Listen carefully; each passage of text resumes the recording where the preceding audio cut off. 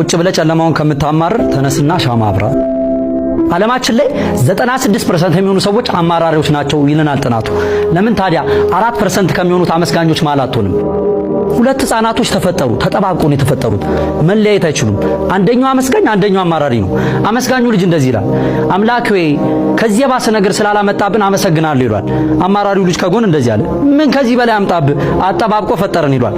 ከትንሽ ጊዜያት በኋላ ግን ያልታሰበ ነገር ተፈጠረ። አመስጋኙ ልጅ ሞተ። የአማራሪው ልጅ ጣፈንታ ምን ሆነ? የአመስጋኙ ልጅ ሬሳ ተሸክሞ መኖር ጀመረ ማለት ነው። ባማረርክ ቁጥር ያማረርክበት ነገር ወደ አንተ የሚመጣበት ፐርሰንት ይጨምራል። ለማመስገን እነዚህን ሶስት ነገሮች ማየት በቂ ነው። ምክንያቱም ማማረር የብዙሃኖቻችንን ደስታ ስላጠፋብን። የመጀመሪያው ይሄ የመግነዝ ጨርቅ ነው። አንተ ኖረክ ያልሰራህበትን ሰዎች ግን ቢኖሩ መስራት እየቻሉ ግን የዛሬዋን የፀሐይ ብርሃን ያላዩ ብዙ ሰዎች አሉ። ስለዚህ ማን ያዟል? ያንተን ህይወት ለኔ በስንት ትሸጥልኛለህ? በምን የማይሸጥ ከሆነ በነፃ በተሰጠ ነገር ላይ አመስግን። ሁለተኛው ነፃነት ነው። ነፃነት እግርና እጄ ታስሯል አይደል? ለአንተ ቀላል የሆነው የፀሐይ ብርሃን ለሌሎች ግን ብርቅ የሆነበት፣ ለአንተ ቀላል የሆነው ከቦታ ቦታ መዘዋወር ለሌሎች ግን በአራት ድንጋይ ታጥሮ መጠበቅ። ነፃ አንቺን ነፃነት ለኔ በስንት ትሸጭልኛለሽ? የማይሸጥ ከሆነ በነፃ በተሰጣችሁ ነገር ላይ አመስግኑ።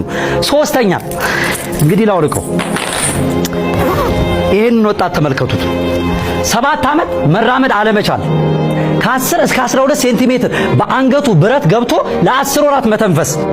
ግን መንፈሱ ጠንካራና አመስጋኝ ስለነበረ ከዛም በኋላ 2 መጽሐፍ ጽፏል።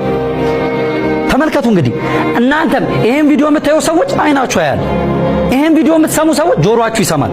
ይሄንን ቪዲዮ የከፈቱ እጆቻችሁ ይሰራል። ታዲያ ለዚህስ ነገር መቼውን የምናመሰግነው?